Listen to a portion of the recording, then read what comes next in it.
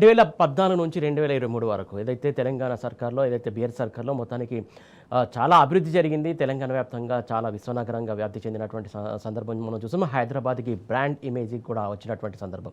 ఏదైతే గత 2 సంవత్సరాల నుంచి చూసుకున్నట్లయితే కాంగ్రెస్ సర్కార్ వచ్చిన తర్వాత మొత్తానికి బ్రాండ్ ఇమేజ్ కాస్త డ్యామేజ్ అవుతూ వస్తుందనేది ప్రతి ఒక్కరు చెప్తున్నటువంటి అంశం. అలాగే ప్రధానంగా ఈరోజు ఏదైతే రాడికల్ సర్వే ఏదైతే సిటీలకు సంబంధించి ఏదైతే 30 సిటీలలో భాగంగా చేసినటువంటి సర్వేకి సంబంధించి తెలంగాణ మొత్తానికి ఏదైతే హైదరాబాద్ నగరం, ముఖ్యంగా హైదరాబాద్ నగరం 18వ స్థానంలో ఉందని చెప్పేసి సర్వే చెప్తున్నటువంటి అంశం. దీనికి సంబంధించి తాజా అప్డేట్స్ అందించడానికి మా కరెస్పాండెంట్ కిరణ్ కూడా సిద్ధంగా ఉన్నాడు. కిరణ్, చెప్పండి, మొత్తానికి ఏదైతే 30 సిటీల జాబితాలో రాడికల్ సర్వే చెప్తున్నటువంటి అంశం ఇది మనం చెప్తుంది కాదు. మొత్తానికి 18th ప్లేస్లో హైదరాబాద్ నగరం ఉందని చెప్తున్నటువంటి సర్వే, దీనికి సంబంధించి మీరేమంటారు?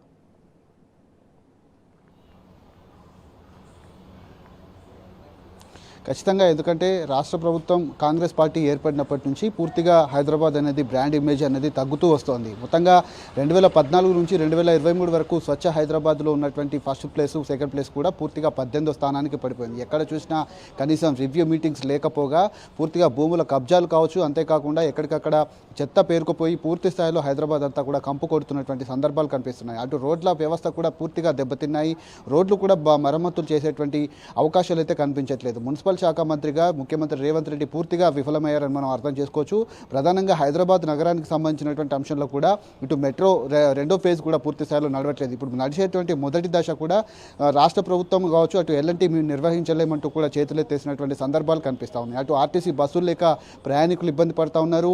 హైదరాబాద్లో ఉన్నటువంటి లాండ్ ఆర్డర్ కూడా పూర్తిగా అదుపు తప్పినటువంటి పరిస్థితులు మనకు కనిపిస్తూ ఉన్నాయి. ఎక్కడికక్కడ ఇటు ఆర్టీసీ బస్సుల అంశం కావచ్చు, మెట్రో రైలు అంశాలు కావచ్చు, ఇవన్నీ కూడా పక్కన పెట్టి పూర్తి స్థాయిలో హైదరాబాద్ను స్వచ్ఛ హైదరాబాద్గా మార్చినటువంటి గత ప్రభుత్వం ఇప్పుడు పూర్తి స్థాయిలో చెత్తనగరంగా మార్చినటువంటి సందర్భాలు అయితే మనకు కనిపిస్తూ ఉన్నాయి. పూర్తిగా 18వ స్థానానికి హైదరాబాద్ పడిపోయిందంటే ఎక్కడికక్కడ హైదరాబాద్లో పరిస్థితి ఎంత మేర దారుణాలు వ్యాపించాయని మనం అర్థం చేసుకోవచ్చు. ఇటు గ్లోబల్ సిటీ పేరుతో ఎక్కడా కూడా అక్కడ కనీసం ఒక బిల్డింగ్ లేదు, కనీసమైనటువంటి కట్టడాలు లేవు.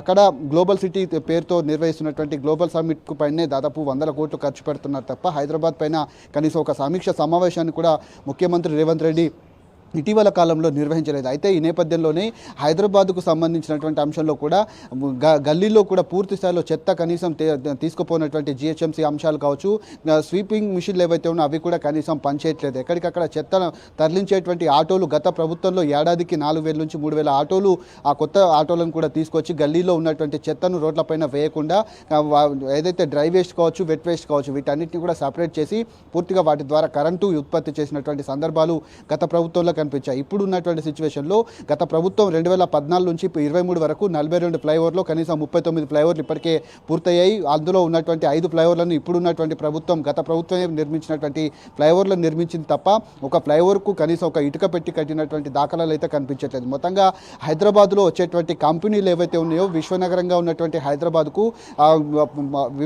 విదేశాల నుంచి వచ్చేటువంటి కంపెనీలు కూడా ఇప్పటివరకు ఒక కంపెనీ కూడా రాకపోగా ఉన్నటువంటి కంపెనీలు కూడా తరలి వెళ్ళిపోయినటువంటి సందర్భాలు అయితే కనిపిస్తున్నాయి.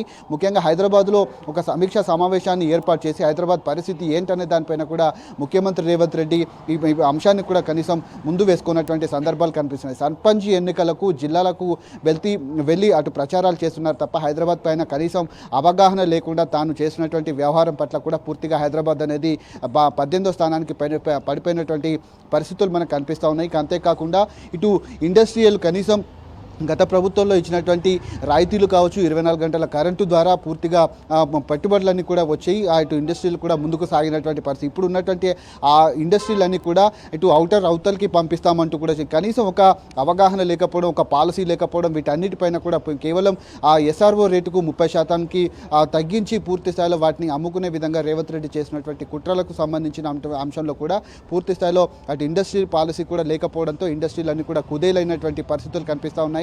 కొత్తగా వచ్చేటువంటి కంపెనీలు లేవు, నిరుద్యోగులంతా కూడా రోడ్లెక్కుతా ఉన్నారు.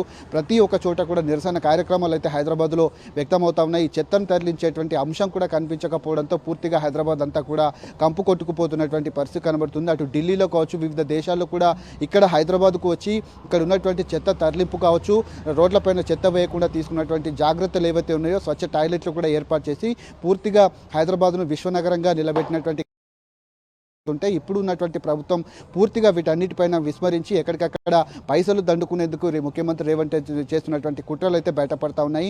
ఈ ఒక సంస్థ నిర్వహించినటువంటి సర్వే కారణంగా ప్రస్తుతం హైదరాబాద్ ఇమేజ్ ఎంత మేర దెబ్బతీసిందని మనం అర్థం చేసుకోవచ్చు. 18వ స్థానానికి పడిపోయిందంటే హైదరాబాద్ రాబోయేటువంటి రోజుల్లో మరింత దారుణమైన పరిస్థితులు ఎదుర్కొనేటువంటి అవకాశాలు అయితే మనకు కనిపిస్తూ ఉన్నాయి. సురేష్,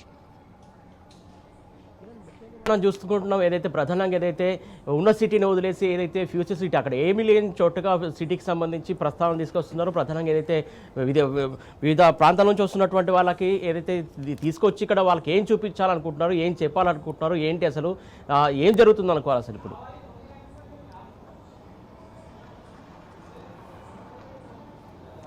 2 సంవత్సరాల నుంచి తెలంగాణను కనీసం పట్టించుకున్నటువంటి సీఎం రేవంత్ ఉన్నటువంటి ఫ్లాట్ల యజమానులతో కావచ్చు, పొలాల యజమానులతో, పూర్తిగా భూదారులతో ఎక్కడికక్కడ రివ్యూ సమావేశాలు ఏర్పాటు చేసి వాళ్ళని బెదిరించి అక్కడ ఉన్నటువంటి ల్యాండ్ అంతా కూడా తీసుకొని గ్లోబల్ సమ్మిట్ను ఏర్పాటు చేస్తారు. దాదాపు 4-5 రోజుల పాటు గ్లోబల్ సమ్మిట్ నిర్వహిస్తామని కూడా చెప్తారు. కనీసం 2 సంవత్సరాల నుంచి ఏం చేశామో చెప్పుకునేటువంటి అవసరం లేకుండా 2047కు రైజింగ్ నెంబర్ 1 అంటూ కూడా చేసినటువంటి ప్రయత్నాలన్నీ కూడా విఫలమయ్యేటువంటి అవకాశాలు అయితే మనకు కనిపిస్తున్నాయి. సర్పంచ్ ఎన్నికలకు జిల్లాలకు తిరుగుతున్నారు తప్ప హైదరాబాద్లో ఉన్నటువంటి పరిస్థితి కనీసం సమీక్ష కూడా చేయట్లేదు. అక్కడ కనీసం ఒక భవనం లేనటువంటి ప్రాంతంలో తీసుకెళ్లి గ్లోబల్ సమ్మిట్ పేరుతో ఫ్యూచర్ సిటీ అంటూ కూడా తాను చేసినటువంటి ప్రయత్నాలన్నీ కూడా వెనక్కి తగ్గేటువంటి అవకాశాలు అయితే మనకు కనిపిస్తూ ఉన్నాయి. ఈ నేపథ్యంలోనే వివిధ రాష్ట్రాల సీఎంలను ఆహ్వానిస్తున్నాము, ప్రధాని నరేంద్ర మోడీని ఆహ్వానిస్తున్నామంటూ కూడా చెప్పారు. కానీ బడేబాయ్ చోటేబాయ్ తరహాలోనే ఈ ప్రయత్నాలన్నీ కూడా కొనసాగుతున్నాయంటూ కూడా ఇటు విపక్ష పార్టీలన్నీ కూడా ఆరోపిస్తూ ఉన్నాయి. ఈ నేపథ్యంలోనే పూర్తి స్థాయిలో హైదరాబాద్ ఇమేజ్ కూడా పూర్తిగా తగ్గేటువంటి అవకాశాలు అయితే కనిపిస్తున్నాయి. అటు ఫ్యూచర్ సిటీలో నిర్వహించేటువంటి ఆ అంశాన్నే ముందు వేసుకుంటున్నారు తప్ప హైదరాబాద్ బ్రాండ్ ఇమేజ్కు సంబంధించి కావచ్చు, ఇక్కడ ఉన్నటువంటి పరిస్థితులపైన కనీసం పట్టించుకున్నటువంటి దాఖలాలు అయితే మనకు కనిపిస్తూ ఉన్నాయి. కిరణ్, ముఖ్యంగా చూసుకుంటున్నాం ప్రధానంగా ఏదైతే గ్లోబల్ సమ్మిట్ పేరుతో జరుగుతున్నటువంటి విషయాలు ఏంటి, అసలు వాళ్ళకి ఏం చూపిద్దాం అనుకుంటున్నారు, ఏంటంటే ఈ సమావేశాలు కూడా ఎక్కడ కూడా సిటీలో జరగని పరిస్థితి కనబడుతుంది. ఏదో సిటీ అవుట్స్కట్లో ఎక్కడో పెడుతున్నటువంటి సిచ్యువేషన్. ప్రధానంగా వచ్చిన వాళ్ళకు హైదరాబాద్ సిటీ ఎలా ఉంది అని చెప్పేసి తెలియకూడదని ఈ ఉద్దేశంతో, దురుద్దేశంతో ఇలా చేస్తున్నారు అనుకోవాలా?